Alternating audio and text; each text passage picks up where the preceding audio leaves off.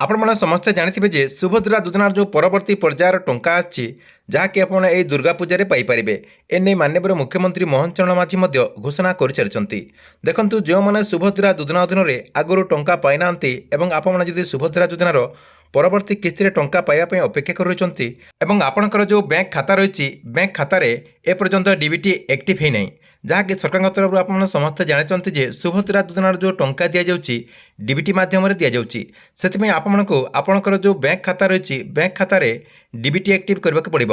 ଏବେ ଯଦି ଆପଣ ଆପଣଙ୍କର ଯେଉଁ ବ୍ୟାଙ୍କ ରହିଛି ସେହି ବ୍ୟାଙ୍କକୁ ଡିବିଟି ଆକ୍ଟିଭ୍ କରିବାକୁ ଯିବେ, ଦେଖନ୍ତୁ ବ୍ୟାଙ୍କରେ ବହୁତ ସାରା ଭିଡ଼ ରହିଛି। ଆପଣମାନେ ସମସ୍ତେ ଜାଣିଥିବେ ଯେ ଯେତେ ତାରିଖରୁ ସୁଭଦ୍ରା ଯୋଜନାର ଟଙ୍କା ଆସିଯାଇଛି, ବ୍ୟାଙ୍କରେ କିଏ ଆପଣଙ୍କର ଯେଉଁ ବାଲାନ୍ସ ରହିଛି ବାଲାନ୍ସ ଚେକ୍ କରୁଛନ୍ତି, କିଏ ୱିଡ୍ରାଲ୍ କରୁଛନ୍ତି।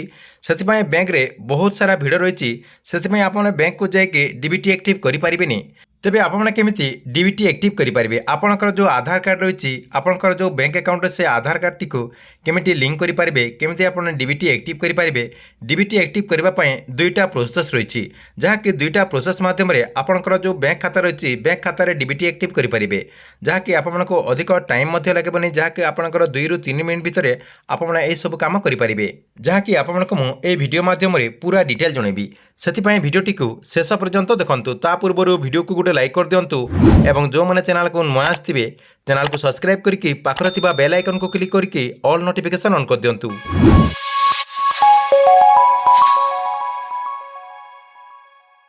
ଦେଖନ୍ତୁ, ଆପଣଙ୍କର ମୋବାଇଲ କିମ୍ବା କମ୍ପ୍ୟୁଟରର ଯେକୌଣସି ଗୋଟେ ବ୍ରାଉଜରଟିକୁ ଓପନ୍ କରିଦେବେ। ଓପନ୍ କରିଦେଇକି ଏଠି ଦେଖନ୍ତୁ ମୁଁ ଯେମିତି ଲେଖିଦେଇଛି npci.org.in ଲେଖିକି ଆପଣ ସର୍ଚ୍ଚ କରିଦେବେ।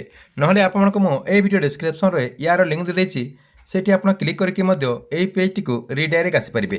ଦେଖନ୍ତୁ, এই ପେଜ୍ଟିକୁ ଆସିଗଲା ପରେ ଏଇଠି ଆପଣଙ୍କର ଗୋଟେ ଅପସନ୍ ଦେଖନ୍ତୁ ଶୋ କରୁଛି। ଉପରେ ଉପରେ ଆପଣଙ୍କର ଦେଖନ୍ତୁ କଞ୍ଜୁମର ଲେଖା ହେଇଛି, এই କଞ୍ଜୁମରରେ କ୍ଲିକ୍ କରିଦେବେ। ଦେଖନ୍ତୁ ମୁଁ କଞ୍ଜୁମରରେ କ୍ଲିକ୍ କରିଦେଲି। କଞ୍ଜୁମରରେ କ୍ଲିକ୍ କରିଦେଲା ପରେ ଆପଣଙ୍କ ସାମ୍ନାରେ ଆଉ ଗୋଟେ ପେଜ୍ ଦେଖନ୍ତୁ ଓପନ୍ ହେଇଗଲା।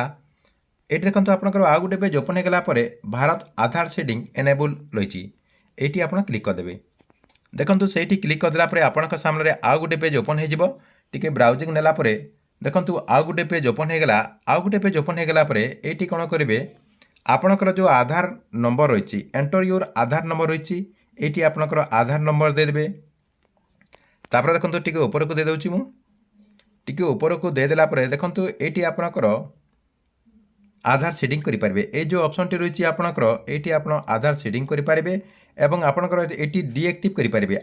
ଆଗରୁ ଯଦି ଆପଣଙ୍କର କୌଣସି ବ୍ୟାଙ୍କରେ ଲିଙ୍କ୍ ରହିଛି, ଏଇଠି ଆପଣ ଟିକ୍ ମାରିକି ଯାହାକି ସେଇ ବ୍ୟାଙ୍କରୁ ଆପଣ ଡିବିଟି ହଟାଇ ପାରିବେ ଏବଂ ଆପଣଙ୍କର এই ଯେଉଁ ସେଟିଂ ରହିଛି ଖାଲି ସେଇଠି କ୍ଲିକ୍ କରିଦେଲା ପରେ ଯାହାକି ଆପଣଙ୍କର ଯେଉଁ ଆଧାର ଡିବିଟି ସେଟିଂ କରାଯାଉଛି ସେଇ ପ୍ରୋସେସ୍ରେ ଆପଣ ସେଟିଂ କରିପାରିବେ। ତାପରେ ଆପଣଙ୍କର ଦେଖନ୍ତୁ ବ୍ୟାଙ୍କ ଚୁଜ୍ କରିଦେବେ। ଆପଣଙ୍କର ଯେଉଁ ବ୍ୟାଙ୍କରେ ଆପଣ ସେଟିଂ କରିବା ପାଇଁ ଚାହୁଁଛନ୍ତି ସେଇ ବ୍ୟାଙ୍କ ଏଠି ଆପଣ ସିଲେକ୍ଟ କରିଦେବେ। ସିଲେକ୍ଟ କରିଦେଲା ପରେ ଆପଣଙ୍କର ବ୍ୟାଙ୍କର ଆକାଉଣ୍ଟ ନମ୍ବର ଦେଖନ୍ତୁ, ଆପଣଙ୍କର ବ୍ୟାଙ୍କର ଆକାଉଣ୍ଟ ନମ୍ବର ଦେଇଦେବେ। ତାପରେ ଆପଣଙ୍କର କନଫର୍ମ ଆକାଉଣ୍ଟ ନମ୍ବର ତାରି ତଳେ ଦେଇଦେବେ ଏବଂ ଆପଣଙ୍କର ଦେଖନ୍ତୁ ଏଇଠି ଗୋଟେ ବକ୍ସ ରହିଛି। এই বক্সের ଯେଉଁ ডিକ୍ଲାରେସନ୍ ରହିଛି ଏଠି ଆପଣ ରାଇଟ୍ ଚିହ୍ନ ମାରିଦେବେ। ରାଇଟ୍ ଚିହ୍ନ ମାରିଦେଲା ପରେ ଲାଷ୍ଟ ଦେଖନ୍ତୁ ଆପଣଙ୍କର ଗୋଟେ କ୍ୟାପଚା ରହିଛି, এই କ୍ୟାପଚାଟାକୁ ଆପଣ ଏଠି ଫିଲ୍ଅପ୍ କରିଦେବେ। ଦେଖନ୍ତୁ এই କ୍ୟାପଚାଟାକୁ ଏଇଠି ଫିଲ୍ଅପ୍ କରିଦେଲା ପରେ ପ୍ରୋସିଡ଼୍ରେ କ୍ଲିକ୍ କରିଦେବେ। ପ୍ରୋସିଡ଼୍ରେ କ୍ଲିକ୍ କରିଦେଲା ପରେ ଆପଣଙ୍କର ନେକ୍ସଟ ପେଜ୍ ଆସିଯିବ। ନେକ୍ସଟ ପେଜ୍ରେ ଆପଣଙ୍କର ଯାହା ବି ଅପଡେଟ୍ ଥିବ ସେସବୁକୁ ଆପଣଙ୍କୁ ଫିଲ୍ଅପ୍ କରିବାକୁ ପଡ଼ିବ। ତାପରେ ଆପଣମାନେ ସବମିଟ୍ କରିଦେବେ। ସବମିଟ୍ କରିଦେଲା ପରେ ଆପଣଙ୍କର 24 ଘଣ୍ଟା ଭିତରେ ଆପଣଙ୍କର ବ୍ୟାଙ୍କ ଆକାଉଣ୍ଟରେ ଯାହାକି ଡିବିଟି ଆକ୍ଟିଭ୍ ହେଇଯିବ। ଏଇଟା ଥିଲା ଆପଣଙ୍କର ପ୍ରଥମ ପ୍ରୋସେସ୍। 2 ନମ୍ବର ପ୍ରୋସେସ୍ ରହିଛି, ଆପଣ କ'ଣ କରିବେ, ଆପଣଙ୍କର ପାଖରେ ଯେଉଁ ଆପଣଙ୍କର ପୋଷ୍ଟ ଅଫିସ୍ ରହିଛି, ଆପଣଙ୍କ ପାଖରେ ଯେଉଁଠି ପୋଷ୍ଟ ଅଫିସ୍ ରହିଛି ସେଇ ପୋଷ୍ଟ ଅଫିସ୍କୁ ଯିବେ। পোস্ট অফিসକୁ গলা ପରେ ଆପଣ କ'ଣ କରିବେ, ସେଇଠି ଆପଣଙ୍କର ପୋଷ୍ଟାଲ ପେମେଣ୍ଟ ବ୍ୟାଙ୍କ ଆକାଉଣ୍ଟଟିଏ ଖୋଲିଦେବେ। ଦେଖନ୍ତୁ ସେଇଠି ଆପଣଙ୍କର 2ରୁ 3 ମିନିଟ୍ ଭିତରେ postal payment bank account open ହେଇଯାଉଛି। ସେଇଠି ଆପଣ ଯାହାକି ପୋଷ୍ଟାଲ ପେମେଣ୍ଟ ବ୍ୟାଙ୍କ ଖୋଲିଦେଲେ ଆପଣଙ୍କର ଆଧାର କାର୍ଡ଼ ମାଧ୍ୟମରେ ସେମାନେ ଯାହାକି ପୋଷ୍ଟାଲ ପେମେଣ୍ଟ ବ୍ୟାଙ୍କ ଖୋଲିଥାନ୍ତି। ସେଥିପାଇଁ ଆପଣ ସେଇ ପୋଷ୍ଟ ଅଫିସକୁ ଯାଇକି ପୋଷ୍ଟାଲ ପେମେଣ୍ଟ ବ୍ୟାଙ୍କ ଆକାଉଣ୍ଟ ଖୋଲିଦିଅନ୍ତୁ। ପୋଷ୍ଟାଲ ପେମେଣ୍ଟ ବ୍ୟାଙ୍କ ଆକାଉଣ୍ଟ ଖୋଲିଦେଲେ ଆପଣଙ୍କର ଯେଉଁ ସୁଭଦ୍ରା ଯୋଜନାର ଦ୍ୱିତୀୟ ପର୍ଯ୍ୟାୟର ଯେଉଁ ଟଙ୍କା ଅଛି, ଦ୍ୱିତୀୟ ପର୍ଯ୍ୟାୟର ଟଙ୍କା ଆପଣମାନେ ସେଇ ବ୍ୟାଙ୍କରେ ମଧ୍ୟ ପାଇପାରିବେ। ଠିକ୍ ଅଛି, এই ଦୁଇ ପ୍ରୋସେସ୍ରେ ଆପଣମାନେ ଆପଣଙ୍କର ବ୍ୟାଙ୍କ ଆକାଉଣ୍ଟରେ ଯଦି ଏପର୍ଯ୍ୟନ୍ତ ଡିବିଟି ଆକ୍ଟିଭ୍ ନାହିଁ, ଆପଣମାନେ এই ପ୍ରୋସେସ୍ରେ ଡିବିଟି ଆକ୍ଟିଭ୍ କରିପାରିବେ। ତା ପୂର୍ବରୁ ଦେଖନ୍ତୁ ଆପଣମାନେ ସମସ୍ତେ ଜାଣି ରଖନ୍ତୁ, ଆପଣଙ୍କର ବ୍ୟାଙ୍କ ଆକାଉଣ୍ଟରେ ডিবিটি ଆକ୍ଟିଭ୍ ହେଇଛି କି ନାହିଁ ଆପଣମାନେ ଥରେ ଟିକେ ଚେକ୍ କରିଦିଅନ୍ତୁ। ଯଦି ଆପଣମାନଙ୍କର ଡିବିଟି ଆକ୍ଟିଭ୍ ନଥିବ ସୁଭଦ୍ରା ଯୋଜନାର ଟଙ୍କା ପାଇପାରିବେନି। ସେଥିପାଇଁ ଆପଣଙ୍କର ଯଦି ଡିବିଟି ଆକ୍ଟିଭ୍ ଥିବ ତାହେଲେ ଆପଣ ସୁଭଦ୍ରା ଯୋଜନା ଅଧୀନରେ ଟଙ୍କା ପାଇପାରିବେ।